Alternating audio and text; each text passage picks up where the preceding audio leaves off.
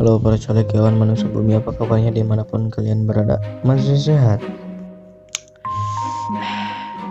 Oke, kembali lagi bersama saya Udin.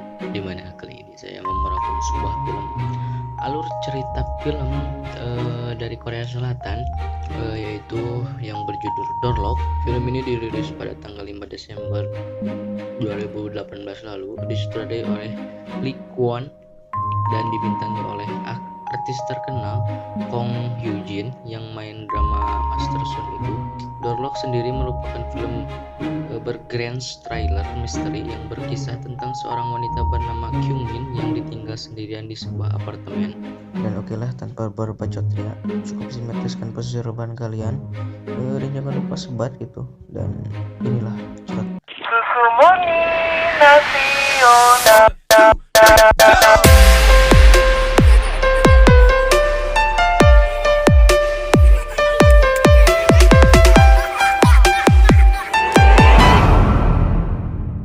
Entah mati entah gimana, tapi pada adegan pertama tokoh utamanya dimulai dengan seorang pria yang bangun sambil memeluk seorang wanita dari belakang. Dan inilah Darlock.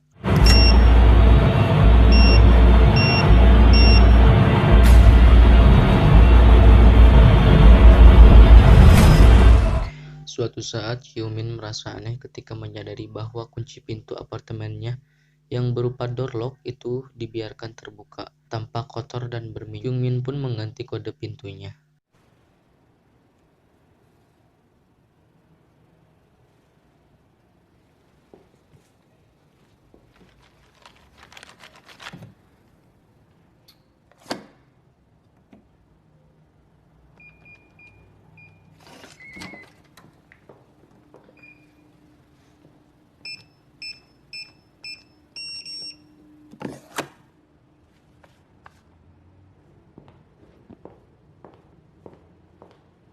Di adegan pertama kita masih dibuat bingung dengan film ini, entah siapa yang tidur semalaman dengannya, dan entah siapa yang masuk secara tiba-tiba ke kamarnya Kyung Min. Saya pun masih bingung gitu, belum bisa menebak siapa itu teh yang suka tidur bersama Kyung Min itu.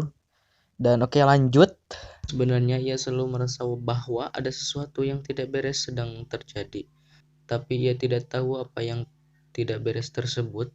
Sampai suatu malam ketika akan tidur, seseorang mencoba masuk ke dalam kamarnya dengan menekan kode pintu. Karena tidak berhasil, pintu apartemen pun digedor-gedor dari luar.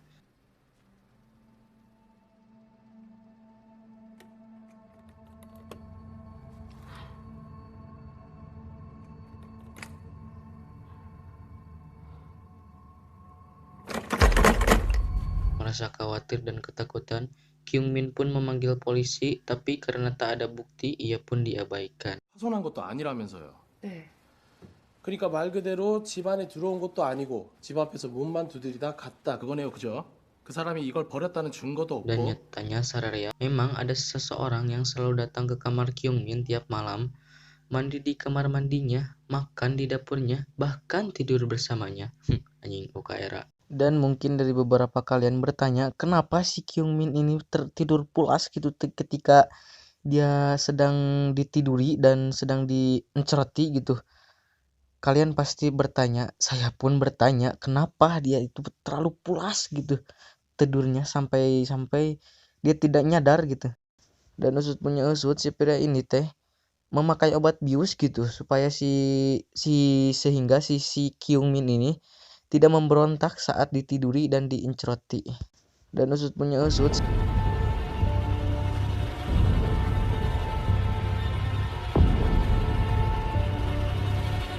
Beragam konflik yang menegangkan pun terjadi, mulai dari Kyung Min yang salah menduga tentang siapakah pria yang telah mengusik hidupnya itu. Bahkan bos yang selalu baik padanya dan naksir sama Kyung Min ini sempat dicurigai dia. Nah, loh. 혼자서 해결하려고 하지 말고 Suatu malam, Kyung Min mengajak bosnya ini mampir ke apartemennya untuk membuktikan kalau dialah pengutit yang selama ini mengganggunya. Kyung Min pergi memanggil polisi sementara si bos disuruh menunggu di dalam.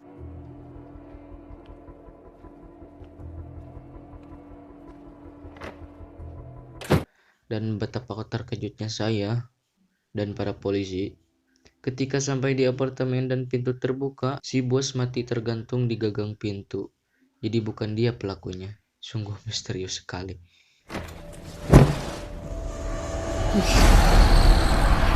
Kyungmin yang penasaran pun mengajak temannya untuk mencari tahu lebih dalam dengan melakukan penelitian kecil dan sampailah mereka di suatu kejadian. 토요일은 1시. 토요일? 1시? Lalu singkat ceritanya, Kyungmin sampai di sebuah rumah setelah mengikuti seseorang yang ia curigai. Rumah itu tampak sepi dan tak berpenghuni. Bagian pintunya juga dipasang dengan door lock. Iseng-iseng Kyungmin mencoba membuka pintu itu dengan kode pintu apartemennya dan berhasil.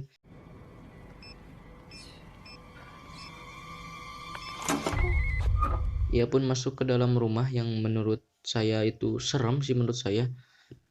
Di dalam rumah itu, Kyungmin melihat seorang wanita yang terbaring lemah di atas sebuah ranjang dan bagian tubuhnya sudah nggak lengkap dan kakinya pun udah nggak ada gitu.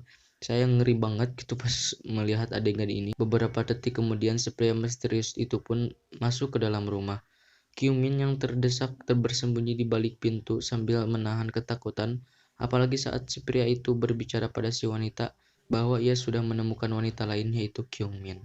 Dan sampai sini kita bisa ambil kesimpulan bahwa si pria ini adalah seorang psikopat yang dimana dia menyukai seorang wanita lalu mensetubuhinya dan membunuhnya dengan cara memutilasi si wanita tersebut dengan memotong-motong anggota-anggota tubuhnya. Bagaimana kita ketahui dimana seorang psikopat hanyalah mementingkan diri sendirinya dan demi kesenangan diri sendirinya tanpa mementingkan. Dan sampai sini kita bisa Pada adegan ini kalian akan tahan napas terus karena merasa takut ketahuan juga dengan ngeri sama apa yang dilihat Kyungmin tersebut.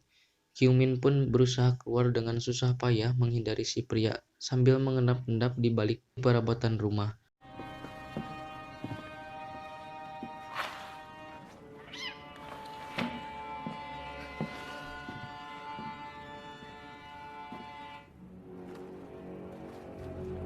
Pada akhirnya ia ketahuan. 핸드폰 떨어뜨리셨네요. 저다 내가 받을까요? Beruntungnya Kyungmin masih selamat karena bantuan temannya, tapi si pria berhasil kabur dan ya wajahnya masih saja menjadi misterius gitu. Semakin lama tingkat ketegangannya semakin menjadi bro. Berasa semakin mencekam gitu seperti film juri.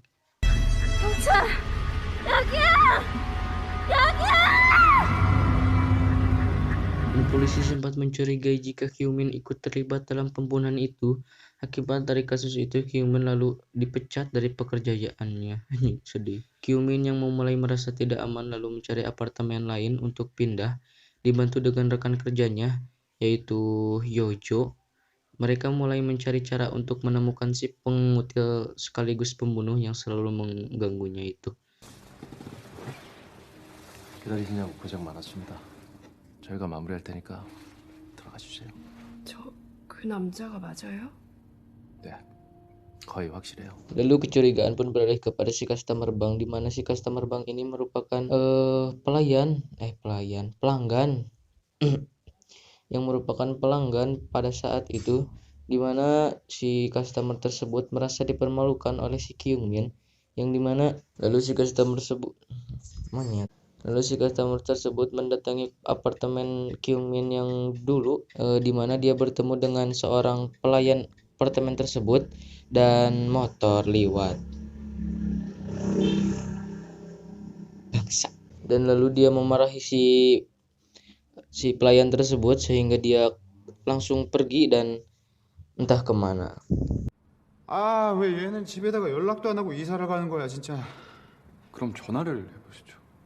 아, 지금 전화기가 꺼져 있다니까. 그러니까 여기까지 왔지. Lalu Shin berpindah kepada si Kyungmin, yang dimana dia mendapati sebuah paket yang isinya yaitu HP dirinya yang tadi ketinggalan di rumah si pelaku tersebut. Dan dia mendapati telepon video call dan motor lagi.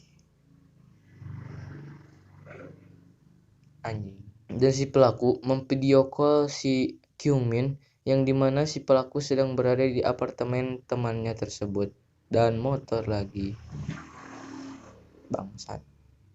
Pada saat itu si pelaku bersembunyi di sebuah kamar mandi, dan pada saat waktu si temannya itu masuk ke kamarnya, lalu si Kyungmin langsung buru-buru pergi ke tempat apartemen temannya tersebut.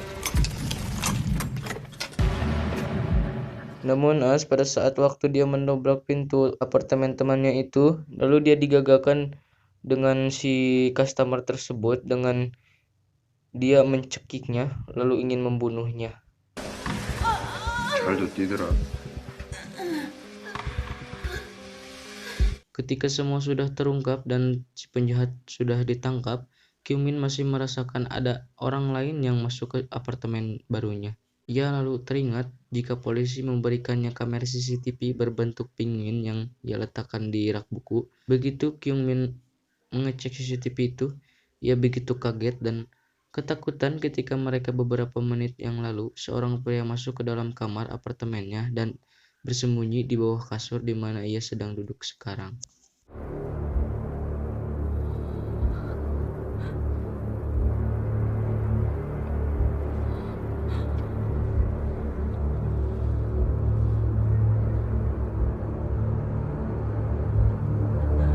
Dan dia mengakui bahwa dia seorang psikopat dan telah melakukan pengecotan di beberapa wanita gitu. 내가 미친놈의 변태라고 생각되면 그냥 여기서 나가면 돼요. Berusaha menyelamatkan Kyungmin, namun justru Lee yang terbunuh.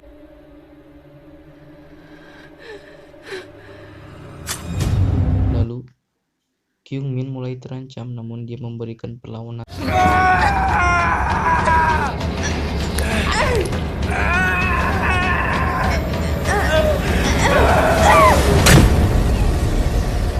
Dan di akhir film, Kyungmin sedang meratapi keterpurukannya selama ini, di mana saat dia sedang ditiduri, diincerotkan gitu oleh si pria itu.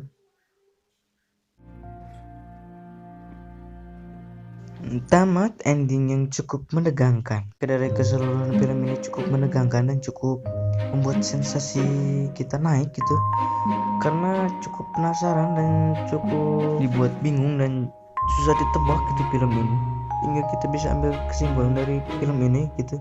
Tetaplah berhati-hati dimanapun dan kapanpun kita berada, karena bisa saja dimana kita berada dan kapanpun itu akan menjadi bahaya untuk kita, terutama wanita yang rentan terhadap kekerasan seksual. Saya Udin dan beserta tim SC7 mengucapkan terima kasih sebanyak-banyaknya untuk kalian dan jaga kesehatan. Dan intro dulu bos. Dan ya udah tuh, aduh. Sebat dulu mah kaci meren. Malam ini ditemani udah jiga lagi.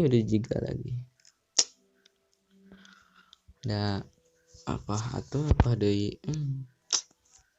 Apa deui atuh saya mah hanya sekedar tukang molor.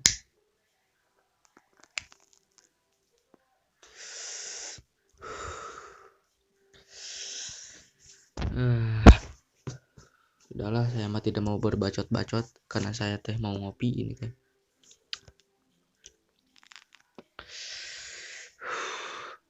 Dan terima kasih lah pokoknya mah kepada kalian. Jangan lupa sarapan, jaga kesehatan, terutama pada saat pandemi saat ini ya.